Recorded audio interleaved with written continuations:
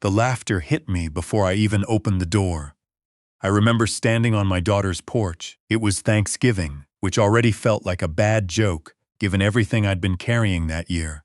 And I heard them through the door, the whole crowd of them, laughing, the kind of deep, loose laughter that comes after the second bottle of wine, the kind that makes you feel like the world is warm and full and generous.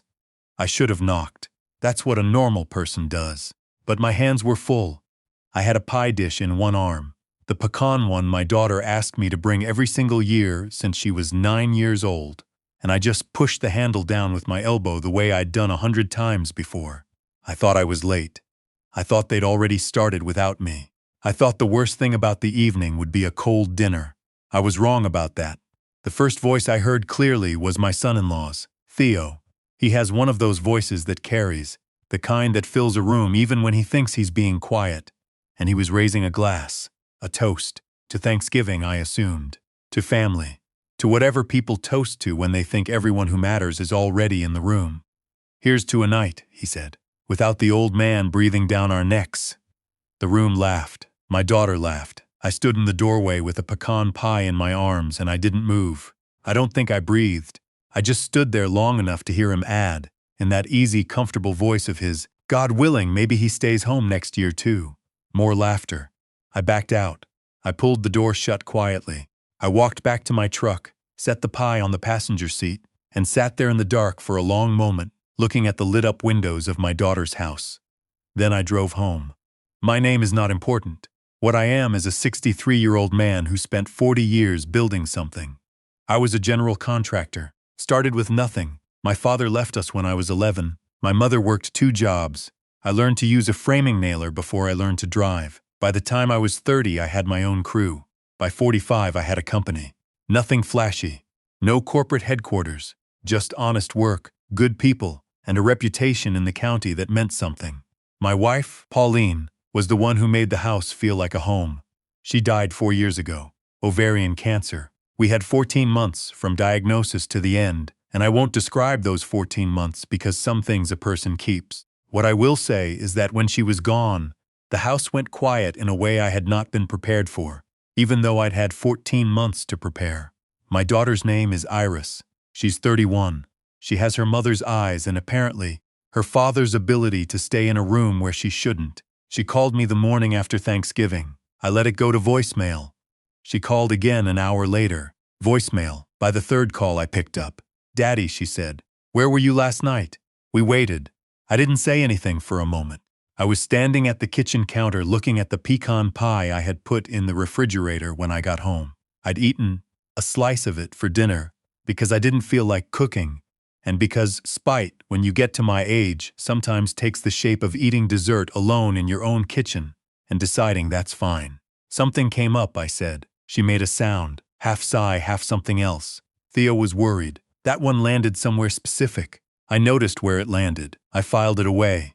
"I'm sure he was," I said. "Here's what you need to understand about Theo. Iris met him 6 years ago at a work conference in Atlanta. He's in sales, medical devices, the kind of territory job where you drive a company car and take clients to steak dinners and call that work. He's good-looking in a way that I recognized immediately as the kind that ages badly. He has a handshake that's too firm, the kind where the guy is making a point rather than a greeting. First time I met him, Pauline squeezed my hand under the dinner table, and I knew she'd clocked it too. But Iris loved him, really loved him, the way that makes a father feel like a third wheel in his own family. So I did what fathers do. I showed up, I made conversation, I went to their engagement party, and I gave a toast and I meant every word of it because Iris was happy, and Iris being happy was and remains the thing I care most about in this world. They got married 3 years ago. Nice ceremony. Pauline had been gone 8 months by then, and I kept looking over at the seat where she should have been sitting and thinking she would have cried at the vows, and probably at the centerpieces too, because that was Pauline. The trouble started, as it often does, with money. About 14 months ago, Theo came to me with a proposition. That's the word he used. Proposition. Like we were business partners. Like I was someone he was pitching, not his wife's father. He and Iris wanted to buy a house. A real house, he said, not their apartment. They'd found something in a good school district. And yes, I noticed they don't have kids yet. But the school district mattered, he said, for resale. The house was $480,000. They had $40,000 saved. They needed help with the rest of the down payment to avoid PMI and get a better rate. How much? I asked. 50,000, he said. A loan, not a gift. We'd put it in writing. I looked at him across my kitchen table and I tried to see my daughter in his face, and I couldn't quite find her. Let me think about it, I said. I thought about it for 3 days. I called my accountant, a man named Bud Fairfield, who has handled my books for 20 years and who does not mince words. Bud told me that $50,000 was meaningful but not ruinous, that a written loan agreement was the right way to handle it, and that I should make sure the agreement included an interest rate and a repayment schedule, and, in his words, teeth. I told Theo yes. We used a lawyer, mine not his, and we drew up a proper agreement. $50,000, 3% interest, repayable over 5 years in monthly installments of $888.26. Theo signed it. Iris signed it. I signed it. They missed the first payment. I gave it 2 weeks. Then I called Iris. She said they'd had unexpected expenses with the move. I said okay. I waited another month. They paid 1 month. Then they missed 2 more. When I brought it up with Iris, she got quiet in that specific way she has, where you can tell she's been coached on what to say. Theo says the agreement wasn't really binding, she told me. He says you gave us that money because you love me. I sat with that sentence for a long time. The months between that conversation and Thanksgiving were not easy months. I went through all the stages you go through when someone you love looks you in the face and tells you that love means giving without expectation. I was angry. I was sad. I was confused, genuinely confused, because I had raised Iris to understand that there is a difference between a gift and a loan, and that the difference matters, and that honoring your word is not optional. I talked to Bud. I talked to my brother Clement, who lives in Phoenix and who has always been more clear-eyed about people than I am. Clement said, "You already know what this is. You're just waiting to feel okay about what you have to do next." He was right, as he usually is. I also, in those months, started paying attention to things I had previously not paid close attention to. For instance, Theo drives a new Tahoe. I mean new, not the year before, not 2 years old with low miles. Brand new. He got it in August. I know this because Iris posted a photo of it on her Instagram page, with the caption, "New Adventure Mobile," and I'm old, but I'm not so old that I don't know how to look at my daughter's Instagram page. A brand new Tahoe starts around $55,000. Higher trim, which the one in the photo appeared to be, closer to $65,000. I thought about my $50,000. I thought about the missed payments. I did some math that did not make me feel good. I talked to Bud again. Bud, who is not a lawyer, but who has seen enough in 40 years of working with small business owners to know how these things go, said paper trail. I started keeping records. Every missed payment, every partial payment, every text message from Iris about the loan. I'm not a vindictive man. I want to be clear about that. I wasn't building a case because I wanted to hurt my daughter. I was building a case because I had begun to understand that I was the only person in this situation who was operating in good faith. And that good faith without documentation is just naivety with better intentions. After Thanksgiving, things moved. Not quickly. Quietly. I called my lawyer in the first week of December. Her name is Margaret Yost, and she has an office on the 2nd floor of a building downtown that hasn't been renovated since 1987 and doesn't need to be, because Margaret Yost doesn't need to impress anyone. She read through the loan agreement, and she read through my records, and she looked at me over her reading glasses and said, "You want to pursue collection, or you want to use this as leverage?" "I want my daughter to understand what she signed," I said. Margaret nodded slowly. "That's going to cost her something either way." "I know." Margaret sent a formal demand letter in the 2nd week of December, certified mail, sent to both Iris and Theo, outlining the terms of the agreement, the total amount owed including accrued interest, and a deadline for either full repayment or a new agreed-upon payment schedule. Iris called me that same afternoon. "Daddy," she said, and her voice was different now. The coached quality was gone. She just sounded like my daughter, like the little girl who used to bring me drawings of horses and tape them to the refrigerator. "What is this?" "It's a letter from my lawyer," I said. "I know what it is. Why would you do this?" I was quiet for a moment. Then I said, "Iris, I came to your house on Thanksgiving. I had your pie. I was at the door. Silence. I heard what Theo said, I told her. I heard you laugh. The silence that came after that was the longest I've ever had with my daughter. Longer than when Pauline died and neither of us had words for it. Longer than the argument we had when she was 17 and came home past curfew, and I said things I didn't mean and she said things she maybe did. This silence was a different kind. It had weight to it. When she finally spoke, her voice was very small. Daddy, I don't need an apology right now, I said, and I meant it. What I need is for you and Theo to take this seriously, because I do, and because your mother would have. Theo called me that night. Not Iris. Theo. He was in a different register than he'd been in during our kitchen table loan conversation. Less salesman, more cornered. He said the letter was aggressive and unnecessary, and that family didn't operate like business, and that I was damaging my relationship with Iris by weaponizing the legal system. I let him talk.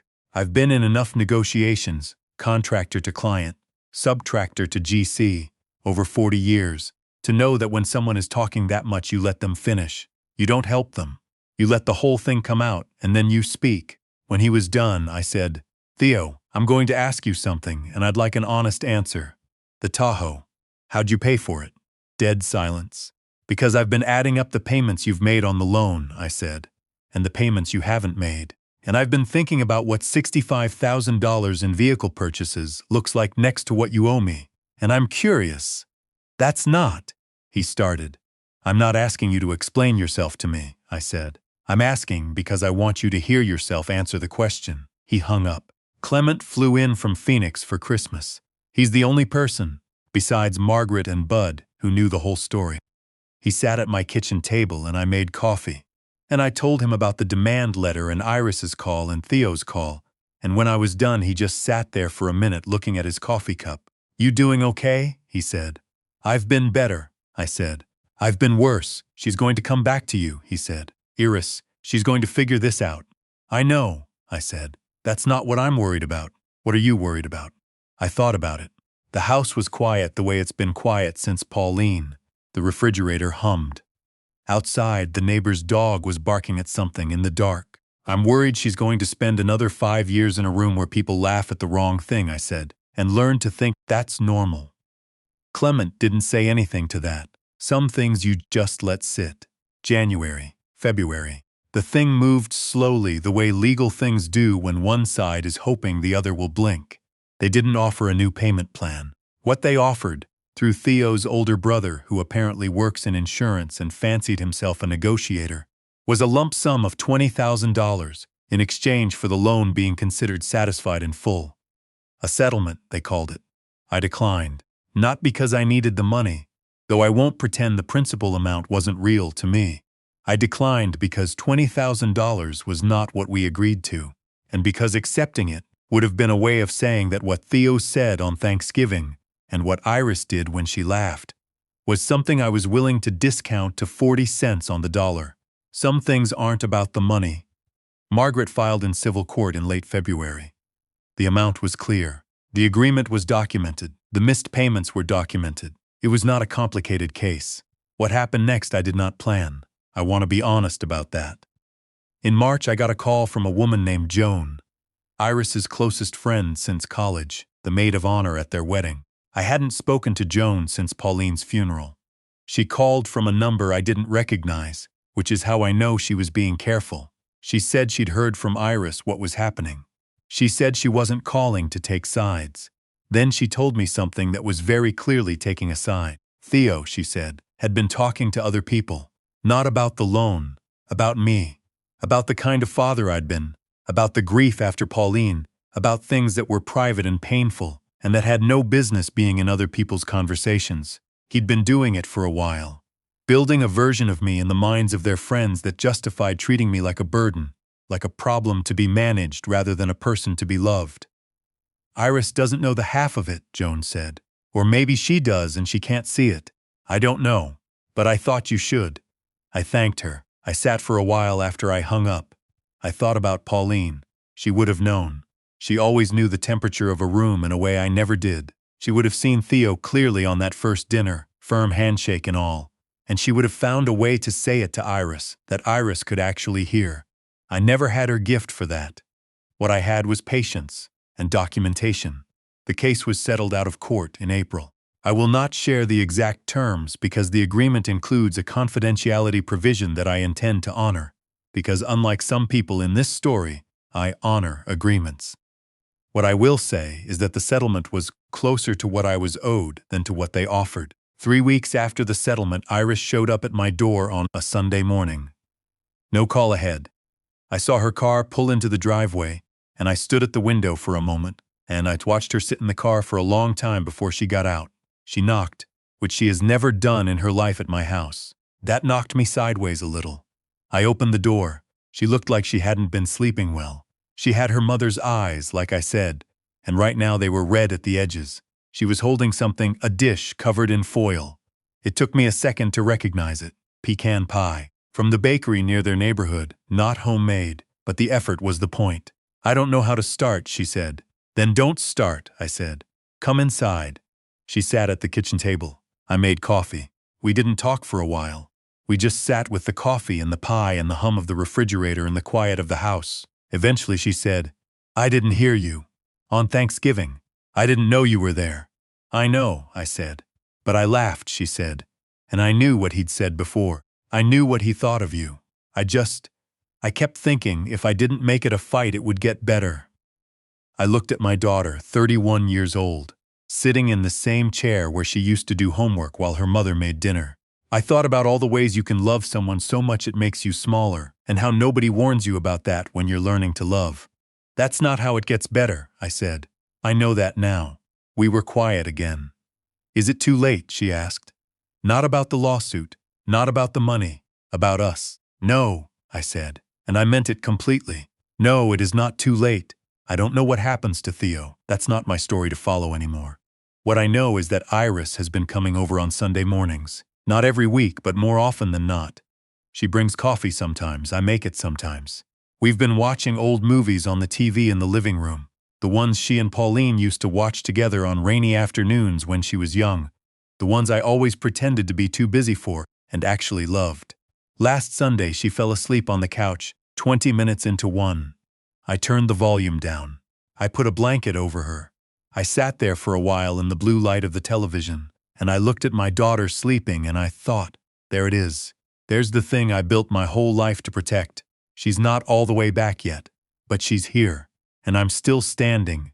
Pauline would have said I was too patient. She would have said I let things go on too long. She was probably right. She was right about most things. But I've also learned that some things can only come back on their own timeline. You can't rush a person back to themselves. You can only leave the light on. The light is on.